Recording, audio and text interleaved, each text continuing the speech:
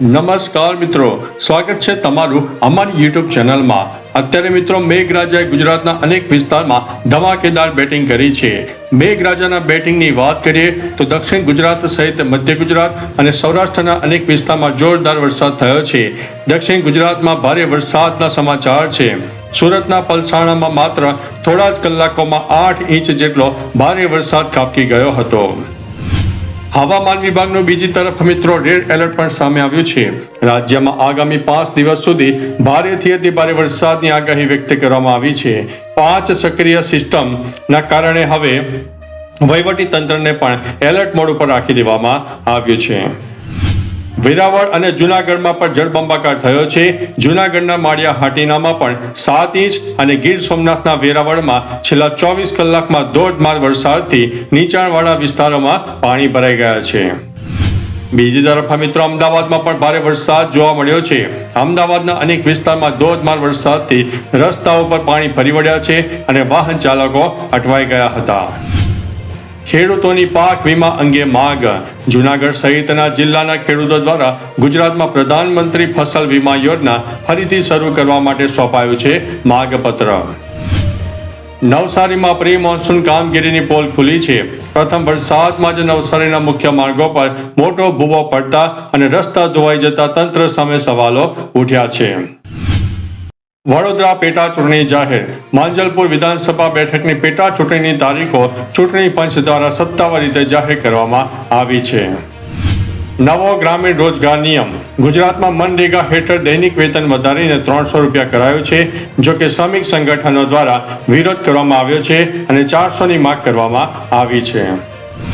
સરકારી શાળાઓ તરફ લોકોનો ક્રેઝ વધ્યો છે। ખાનગી શાળાઓની મોંઘી ફીથી કંટાળીને અમદાવાદ મ્યુનિસિપલ કોર્પોરેશન સંચાલિત સ્માર્ટ સ્કૂલમાં રેકોર્ડ બ્રેક નવા એડમિશન નોંધાઈ ગયા છે। અમદાવાદ એરપોર્ટ પર મોટી કાર્યવાહી। બેંગકોકથી આવેલા પેસેન્જર પાસેથી અમદાવાદ ઇન્ટરનેશનલ એરપોર્ટ ઉપર કરોડો રૂપિયાનું હાઇડ્રોપોનિક કન્સાઇનમેન્ટ પકડાઈ ગયું છે। હવે મિત્રો વાત કરીશું રાષ્ટ્રીય સમાચારની। અમરનાથ યાત્રાનો પ્રારંભ। બાબા બર્ફાનીના દર્શન માટે કડક સુરક્ષા વચ્ચે શ્રદ્ધાળુઓનો પહેલો જથ્થો જમ્મુથી કાશ્મીર માટે રવાના થયો છે।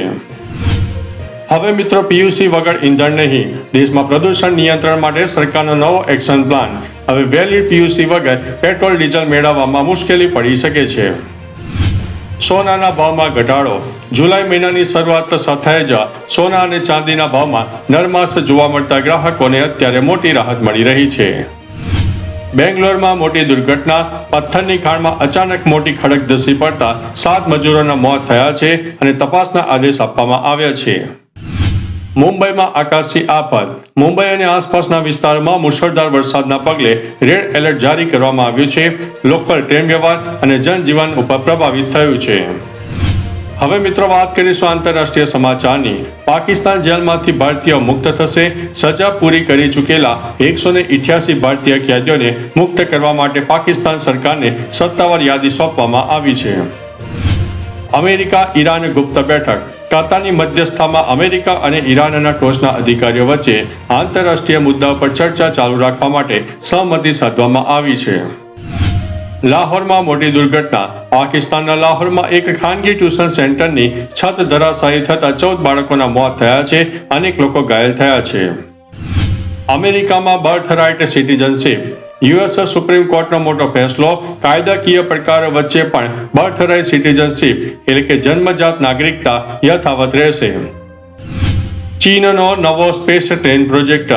ચીન ડ્રાઈવર અને પરંપરાગત સિગ્નલ વગર 350 કિલોમીટર પ્રતિ કલાકની ઝડપે દોડતી હાઈટેક ટ્રેન ટેકનોલોજી ઉપર કામ કરી રહ્યો હોવાનો મોટો દાવો સામે આવ્યો છે। હવે વાત કરીશું રમતગમત અને મનોરંજનની। મહિલા T20 વર્લ્ડ કપ। ભારતીય મહિલા ક્રિકેટ ટીમ ઓસ્ટ્રેલિયા સામેની રોમાંચક મેચ બાદ સેમીફાઇનલની રેસમાંથી બહાર થતા ફેન્સ અત્યારે નારાજ થયા છે। એમ્બાપેનો નવો રેકોર્ડ। ફીફા વર્લ્ડ કપની નોકઆઉટ મેચોમાં ફ્રેન્ચ ફૂટબોલર કિલિયન એમ્બાપે 28 વર્ષ જૂનો વર્લ્ડ રેકોર્ડ તોડીને ઇતિહાસ બનાવી દીધો છે। Para athletic Rakesh Bhatt. Commonwealth games 2026માં ભારતનું પ્રતિનિધિત્વ કરવા માટે ગુજરાતના ખેડૂતના દીકરા રાકેશ ભટ્ટની પસંદગી થઈ છે। ફીફા 2026 ઓપનિંગ સેરેમની, પ્રખ્યાત સિંગર શકીરાના ધમાકેદાર પરફોર્મન્સ અને ડાય ડાય ગીતથી સ્ટેડિયમ ગુંજી ઉઠ્યું, તસવીરો પણ વાયરલ થઈ છે. બિગ બીના બંગલામાં પણ પાણી ભરાયા. મુંબઈમાં સતત વરસી રહેલા વરસાદના કારણે સુપરસ્ટાર અમિતાભ બચ્ચનના બંગલા પ્રતીક્ષાની અંદર વરસાદી પાણી ઘૂસી ગયા હોવાના અહેવાલ છે. તો ચાલો મિત્રો, ફરીથી દેશ અને દુનિયાના સુપરફાસ્ટ સમાચાર લઈને મળતા રહીશો. ત્યાં સુધી અમને રજા આપશો. નમસ્તે.